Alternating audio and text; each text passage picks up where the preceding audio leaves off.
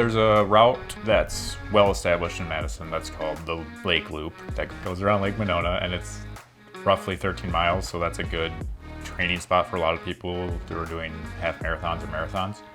And once I had the ability to easily run 13 miles, that became a running training loop for me that I've probably done a handful of times. So naturally, since there's two giant lakes that make up the majority, I mean, that's kind of the identifier of Madison, is an isthmus between two lakes.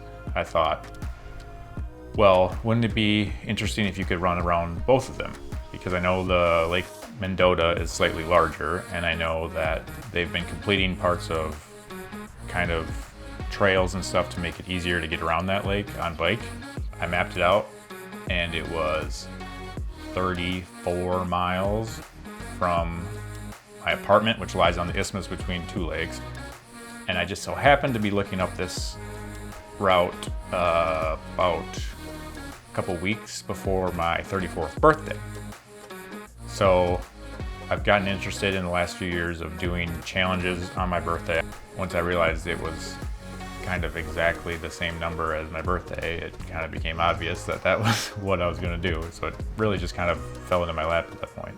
I wasn't going into it with any sort of speed goal or time goal in mind. I was kind of, I mean, at the end of the day, your birthday is supposed to be a celebration. It's not supposed to be like something you go in and get pissed at yourself for not doing well enough. Let's just take it easy. Let's have fun. Let's, make it more of a kind of just an all-day adventure type thing. I ended up exceeding expectations in that way for sure.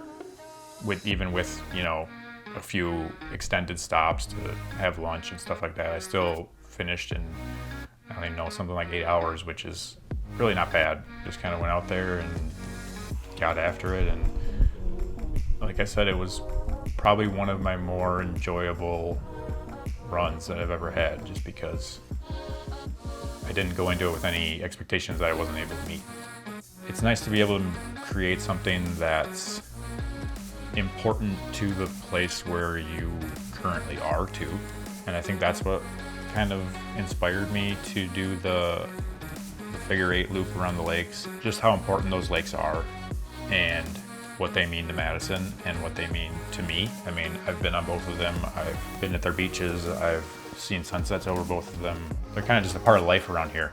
And so to work with that and create something that symbolizes that kind of meant a lot to me. And I try to do that with wherever I am.